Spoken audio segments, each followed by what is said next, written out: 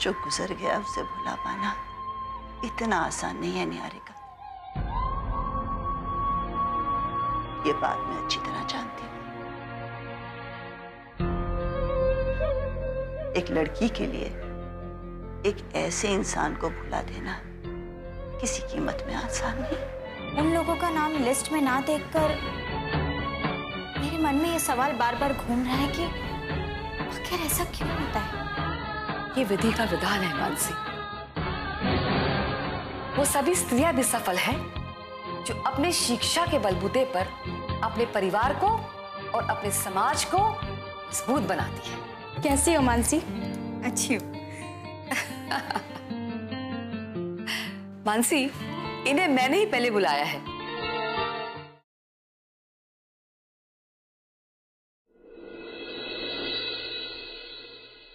रूपाली,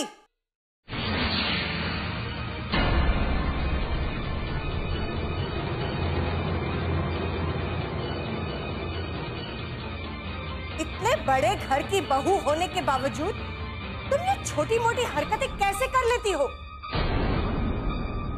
शर्म नहीं आती तुम्हें ये सब करते हुए? इतने साल हो गए तुम्हें हमारी घर की बहू बने हुए, तुम्हारे बच्चे बड़े हो गए, ऊंची से ऊंची जगह पढ़ रहे हैं। बच्चों के हाथ में ही नहीं बल्कि जब से तुम भी इस घर में आई हो तुम्हें हर वो चीज मिली है जो तुमने अपने पिता के घर में देखी भी ना होगी।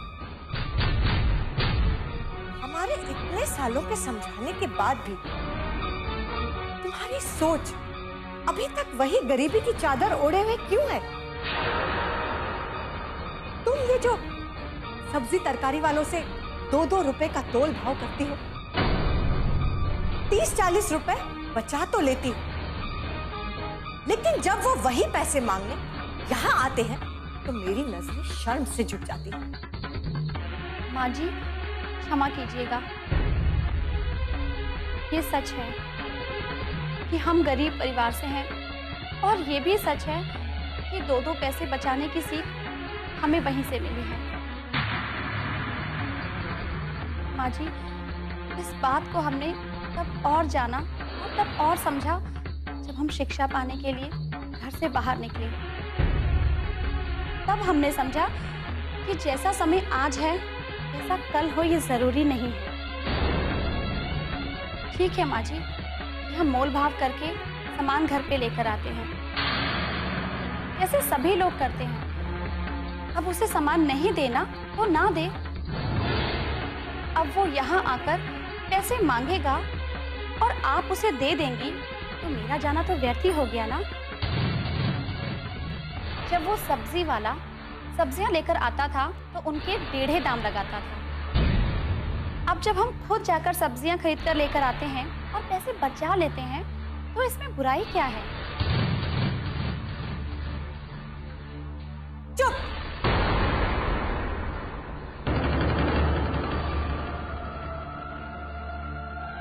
अच्छाई और बुराई हमें ना सिखाओ। तुम्हारी किस्मत तुम्हें उस छोटे से गरीब घर से इस महल में तो ले आई, लेकिन अफसोस तुम्हारी सोच न बदल सकी। बस करिए मालिनी,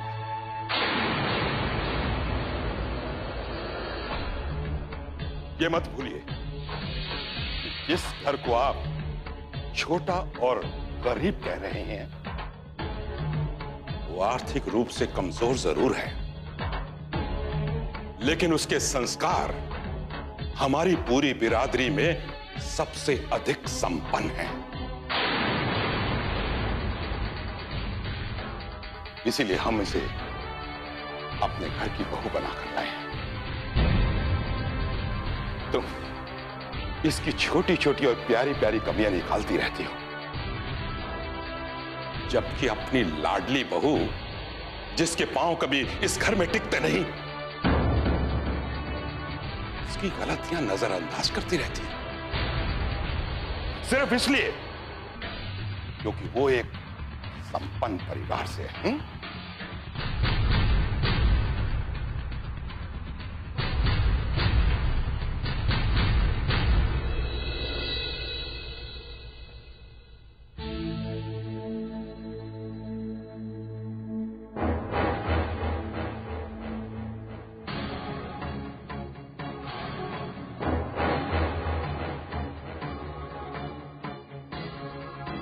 तिवारी जी, ये आप यूं घूर क्या रहे हैं?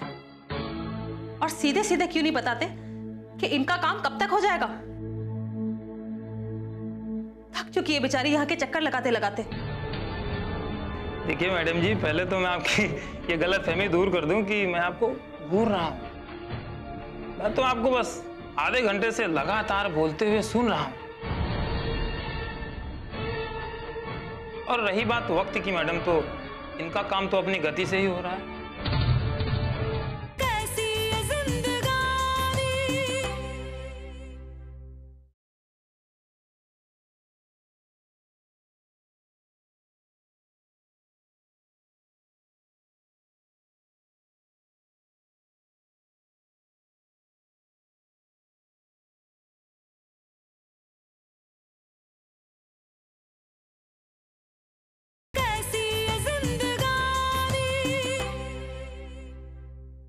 मैं तो आपको बस आधे घंटे से लगातार बोलते हुए सुन रहा हूं।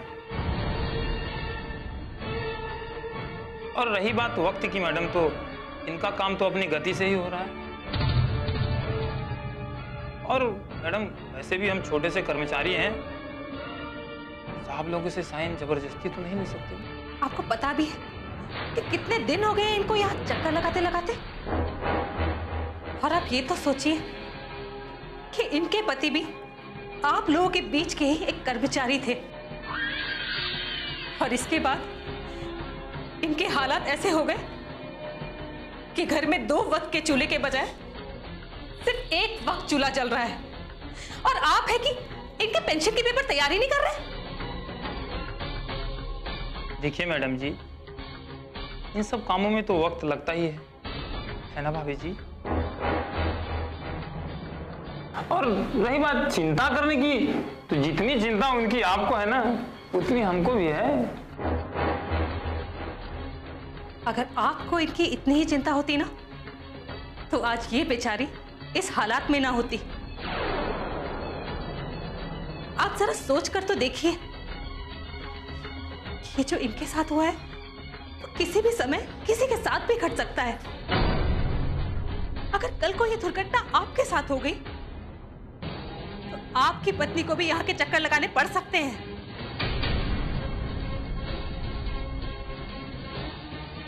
देखिए मैडम जी, आपने बहुत बोल लिया और मैंने बहुत सुन लिया। अब मैं जो बोलता हूं वो सुनिए।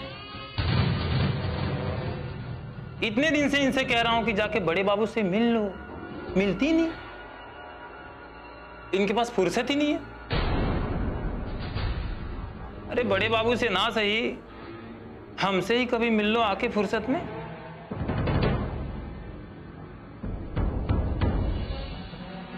बंद कीजिए अपनी ये बकवास,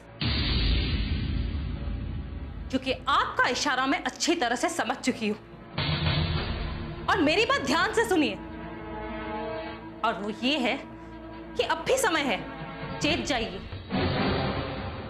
क्योंकि अब लोगों की सोच बदल चुकी है। और वो दिन ज्यादा दूर नहीं जब आप लोगों के नीचे की कुर्सी ही क्या, पांव के नीचे की जमीन भी खिसक सकती है। सिर्फ 3 दिन, सिर्फ 3 दिन का वक्त दे रही हूं मैं आपको।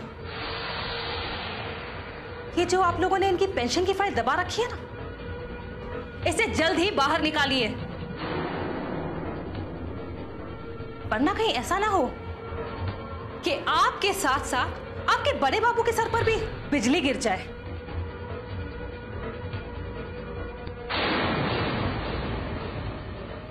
याद रखना, सिर्फ 3 दिन, 3 दिन, 3 दिन, और इन 3 दिनों में इनका ये काम हो जाना चाहिए, क्योंकि मैं अच्छी तरह से जानती हूं कि मिस्टर वशिष्ठ इनकी पेंशन की फाइल पर साइन कर चुके हैं।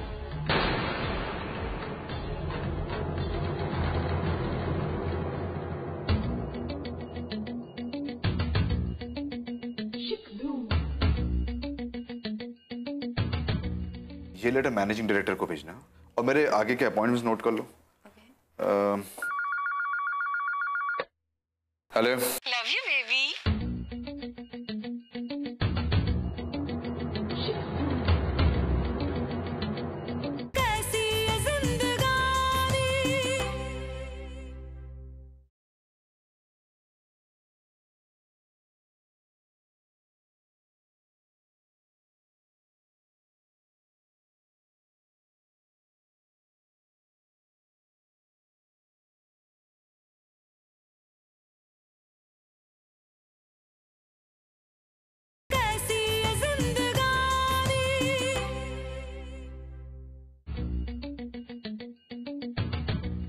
ये लेटर मैनेजिंग डायरेक्टर को भेजना और मेरे आगे के अपॉइंटमेंट्स नोट कर लो।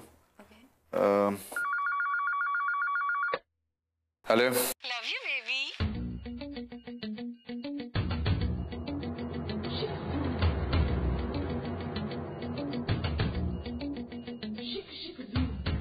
तुम भी तो बोलो ना। अच्छा सुनो, मैंने ना आज सुबह से बहुत मेहनत करके तुम्हारे लिए तुम्हारी पसंद का खाना बनाया है। बस जल्दी से तुम्हारे ऑफिस पहुंच रही हूँ अच्छा सा लंच लेकर। और सुनो, जब तक मैं तुम्हारे ऑफिस ना पहुंचू ना, बाहर से कुछ भी मंगवा कर मत खाना। अच्छा सुनो, इन सब की क्या जरूरत है? वैसे भी लंच टाइम गुजर चुका है और यहाँ पर लोग भी।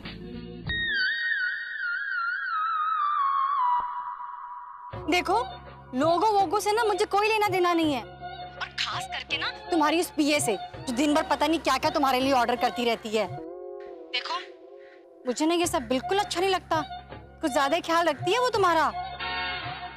देखो, मैंने ना बहुत मेहनत से तुम्हारे लिए खाना बनाया है। बस कल पूरा दिन मैंने तुमको व्रत करवा कर भूखा रखवाया था ना, आज अच्छा सा खाना खिलाकर सारी कसर पूरी कर दूंगी। हाँ, मैं जल्दी से पहुंचती हूँ। Love you baby, bye.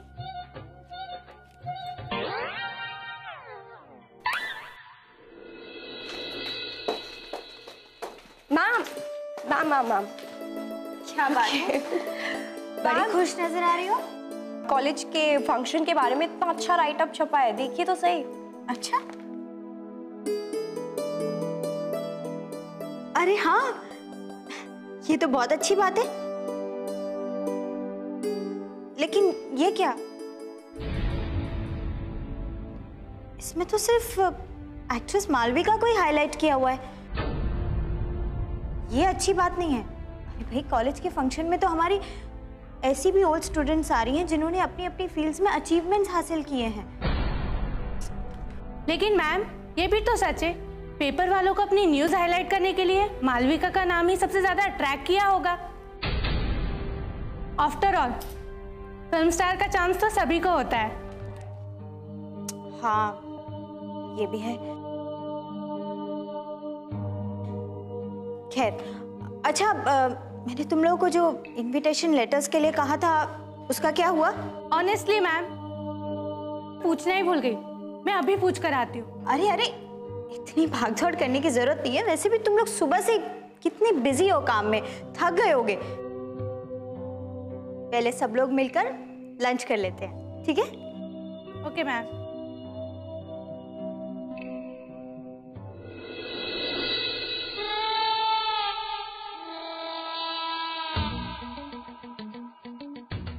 खाओ ना। हाँ, नहीं, एक्चुअली मैं सोच रहा था कि लंच टाइम जो है ना वो गुजर चुका है ना, इसलिए भूख थोड़ी मर सी गई है और उस हिसाब से ये खाना थोड़ा ज्यादा है।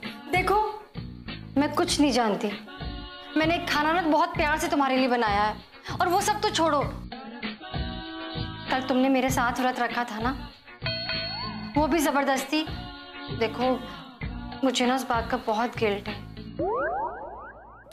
नहीं नहीं नहीं नहीं, सुनो सुनो सुनो, गिल्टी फील मत करो। देखो, गिल्टी फील करोगी ना तो प्रॉब्लम थोड़ी बड़ी हो जाएगी। एक तो खाना वैसे ही बहुत ज्यादा है, ऊपर से मुझे भूख, तुम भी मेरे साथ नहीं खा रही हो। नहीं, तुम्हें खाते हुए देख कर ना मुझे बहुत अच्छा लगता है। ये कैसा फील होता है, जैसे वो पुरानी मूवीज में हीरो कैसे खेतों में मेहनत करता है, फिर हीरोइन उसके लिए खाना लेकर आती है, प्यार से उसे अपने हाथों से खाना खिलाती है, और फिर हीरो जिस अंदाज से हीरोइन को देखता है ना, उसमें तो हीरोइन तो क्या, कोई भी लड़की हो ना, वो भी शर्मा जाएगी। और तुम तो मेरी तरफ देख भी नहीं रहे हो मधुर। मुझे नहीं पता, तुम्हें खाना खाना ही पड़ेगा। अरे सुनो, एक्सक्यूज मी सर। लेकिन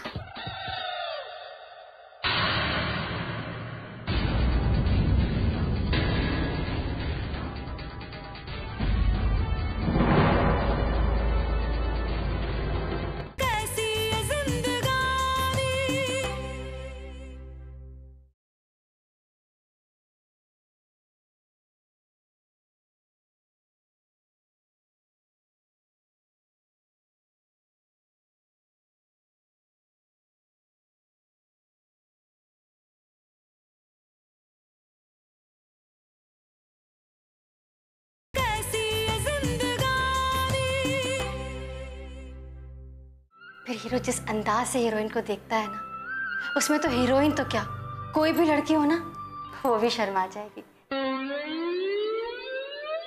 और तुम तो मेरी तरफ देख भी नहीं रहे हो मधुर। मुझे नहीं पता, तुम्हें खाना खाना ही पड़ेगा। अरे सुनो। Excuse me sir.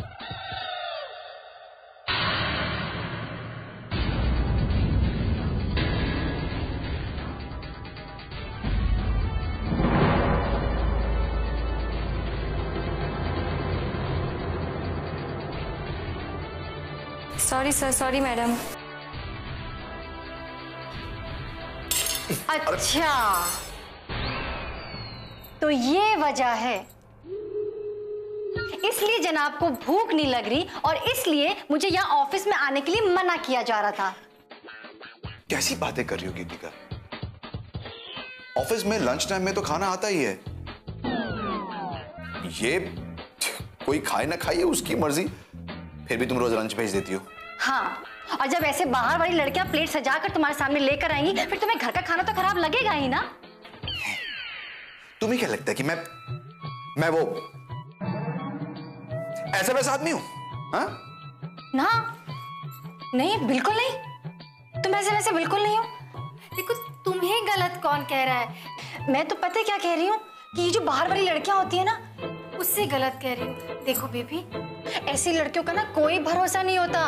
कब ऐसी प्लेट में सजाकर पिज्जा और बर्गर खिला दे और दो जनों के बीच में ना डाका डाल दे, कुछ मालूम नहीं पड़ता baby. So just don't trust them and don't believe them. Okay, ठीक है, बैठ।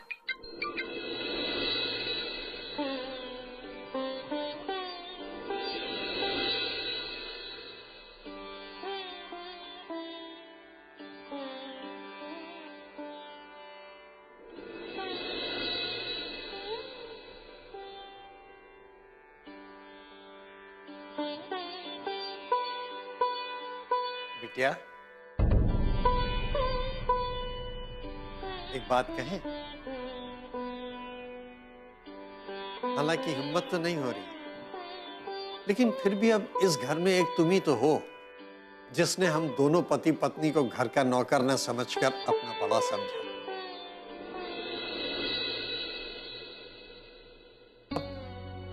जब बेटा तुमने हमें अपना बड़ा माना है, तो हम तुम्हारे बारे में सोचे बिना कैसे रह सकते हैं?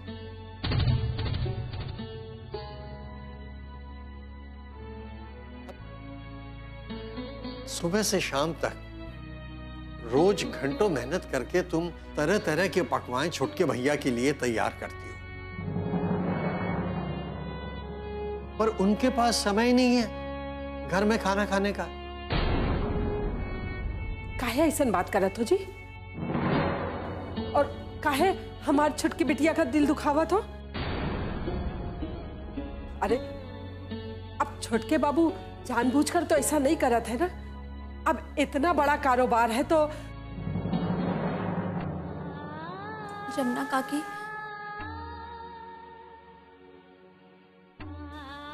बच्चे बड़े होकर बाहर पढ़ने भी चले गए।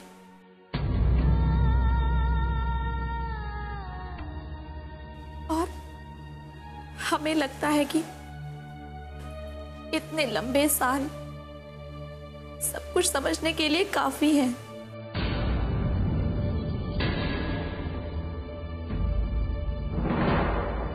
लेकिन हमारे माता पिता की सीख और हमारी शिक्षा ही कुछ ऐसी है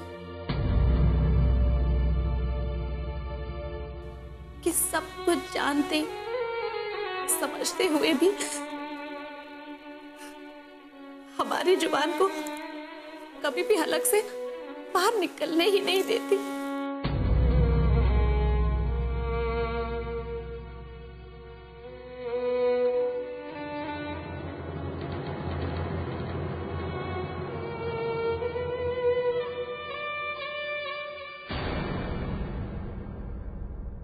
उसको अपने प्यार में ऐसे मत बांधो कि वो उड़ने के लिए फड़फड़ाहट महसूस करने लगे।